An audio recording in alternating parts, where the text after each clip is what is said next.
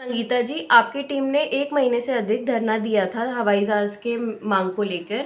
फिर से आपने ये मांग को दोहराया है। क्या लगता है आपकी मांग पूरी हो पाएगी? सबसे पहले तो बहुत बहुत धन्यवाद रिया जी, जो आपने मेरा इंटरव्यू लेने का कार्य किया। मैं अभी फ़िलहाल दिल्ली में हूँ और मैं अपना परिचय दे देती हूँ रिया जी आपको। मैं लोक जनशक्ति पार्टी रामविलास जी के प्रदेश महासचिव हूँ, मैन बॉडी से, बिहार स्टेट से।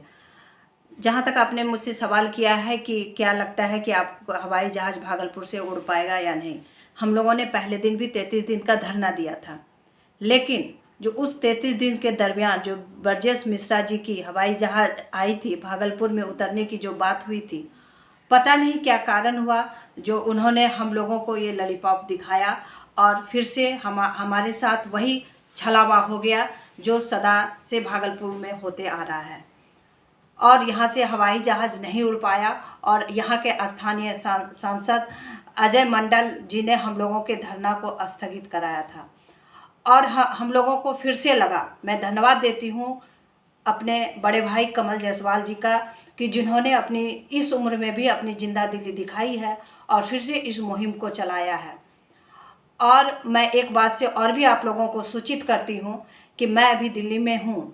मैं अपने राष्ट्रीय अध्यक्ष चिराग पासवान जी से भी मिली और मैं सिर्फ मिली उनसे इसी मुद्दे को लेके कि हम लोगों ने अवगत कराया उनको इस विषय पर कि हम लोगों ने 33 दिन के लिए हवाई जहाज़ को मुहिम को लेके 33 दिन के लिए हमने धरना दिया था।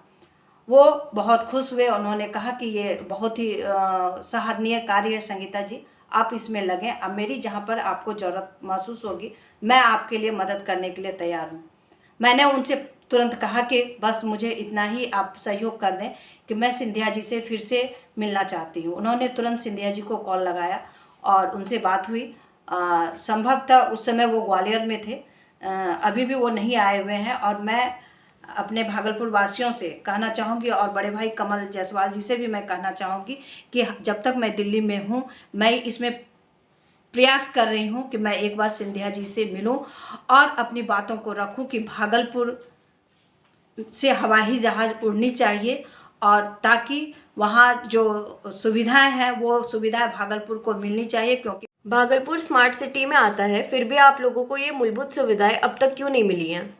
सही क्वेश्चन आपने पूछा है रिया जी हमसे कि भागलपुर स्मार्ट सिटी के अंदर आता है। मैं धन्यवाद देती हूँ माननीय प्रधानमंत्री नरेंद्र मोदी जी का, जिन्होंने भागलपुर को इस लायक समझा और हमें स्मार्ट सिटी के अंदर लाया।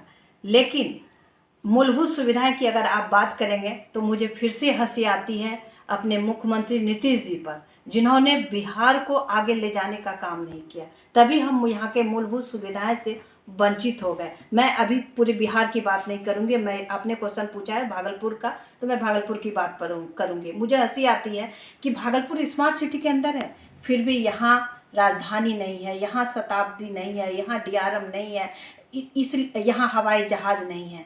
तो आप सोचिए, जबकि भागलपुर में ये मूलभूत सुविधाएं हैं ही नहीं, तो कहीं ना कहीं यहाँ हमारे जो स्थानीय नेता हैं उनके अंदर ये इच्छा शक्ति नहीं है कि भागलपुर को हमें कैसे आगे ले जाना है। रेवेन्यू की दृष्टि से अगर देखें तो भागलपुर हमारा दूसरे स्थान पर जा रहा है। शिक्षा की दृष्टि से अगर हम देखेंगे तो भागलपुर हमारा दूसरे स्थान पर जा रहा है। अगर हम व्यापार के जरिए देखेंगे तो भागलपुर हमारा दूसरे स्थान पर जा रहा है। सिल्क सिटी जो भागलपुर की इतनी बड़ी पहचान थी, वो कहीं ना कहीं गुम होकर रह गया है।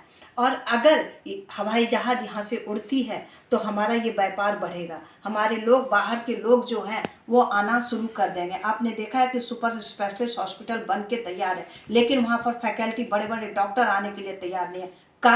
कारण सिर्फ एक है कि यहाँ पे जो सुविधाएं होनी चाहिए उनको आने जाने के लिए वो हमारे पास नहीं है। तो मैं स्थानीय विधायक से और स्थानीय एमपी से भी ये मांग करूंगी कि आप लोग भी इस चीज़ की मांग को उठाइए। हमारे लिए वही नेता अच्छा होगा जो कि हवाई जहाज़ लाने का कार्य करेगा, राजधानी लाने का कार्य करेगा, शताब्दी को लाने की बात करेगा, डीआरएम को लाने की बात करेगा, भागलपुर को स्मार्ट सिटी जो माननीय आपको क्या लगता है आपके जो एमपी और एमएलए हैं उन्होंने ये साहस क्यों नहीं किया?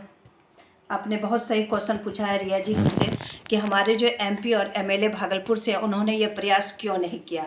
मुझे नहीं पता उनकी क्या इच्छा है, क्योंकि हम लोग तो जनता है, हम लोगों ने जनता के अंदर ये जगाने का कार्य किया है, उनके अंदर की इच्छाओं को जगाया है कि आप लोग भी हवाई जहाज़ की मांग को लेकर आए। कहीं ना कहीं उनकी इच्छा शक्ति नहीं रही, इसीलिए हम जैसे लोगों को सड़कों पर उतरना पड़ा, नुक्कड़ सभा करना पड़ा और धरना देना पड़ा। तो मैं उनसे भी मांग करूंगी कि अगर MP MLA से ये हो रहा है तो वो लोग भी प्रयास करें और भागलपुर को सुंदर बनाएं और भागलपुर को आगे की ओर ले।